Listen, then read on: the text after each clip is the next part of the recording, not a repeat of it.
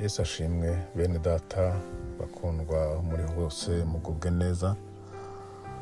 Dukomeje inyigisho zijyanye no gusenga, zijyanye n'isengesho.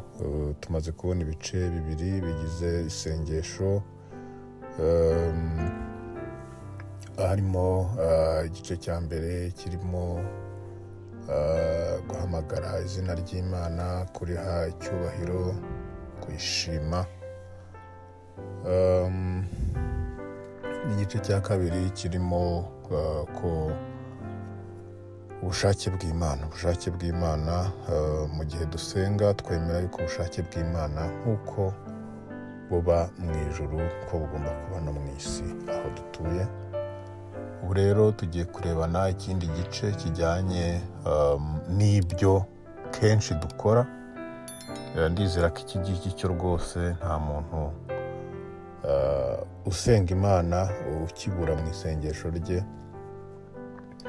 Imana nk'uko Yesu yabaga kuri iyi si, niyo yamutunze, nta muntu wigeze amukorera, ntabwo twavuga ngo yari afite ibyo kurya yasanze hano ku isi, ntabwo twavuga ngo hari uwari ushinzwe ibi n'ibi bigendera ku mubiri we, imyambaro, byo kurya, byo kunywa. Nubwo yari afite umubyeyi ariko Uwiteka niwe wamutungaga. Rero mu isengesho ryacu ntabwo hajya haburamo gusaba Imana ibidutunga, gusaba Imana ibyo dukeneye byacu bya buri munsi. Kandi ni inshingano z'Imana, kuko Imana ni provider. Imana yishingira kuduha, yishingira gutanga ibishoboka byose kugira ngo tubeho, kuko turiho mu mugambi wayo. Rero Imana ntago tugomba kurambirwa kuyisaba Imana, kandi ntago tugomba kugira ipfunwe ryo kuyisaba ibidutunga, kubera yuko biri mu nshingano zayo, kandi yarabitubwiye yuko iha abayizera bose ibibakwiriye. Kandi natwe yatubwiye ko dusenga ubudatuza, dusabe, dukomange, tuzakingurirwa. Rero ntiwagakwiye kugira ipfunwe ryo gusaba Imana ibyo ukeneye. Ikindi kandi yavuze yuko ntacyo tuzayiburana. Niba ntacyo tuzayiburana, rero nta mpamvu yo guceceka ngo we gusaba, kuko gusaba Imana ni kimwe mu biranga isengesho ryacu.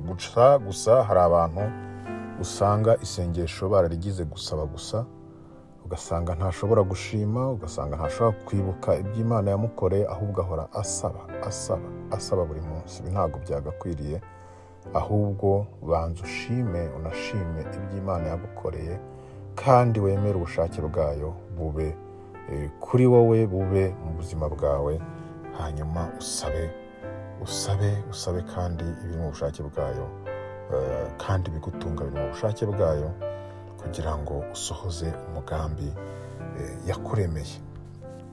Ikindi rero nabibutsa ni uko hari abasaba ku munwa, hari abafite memori cyangwa se ubwonko bwibuka cyane, ariko ubundi akenshi hari abantu bakora agakora lisite y'ibyo yifuza, lisite y'ibyifuzo ku Mana. Kandi ibingibi bifasha mu buryo butandukanye.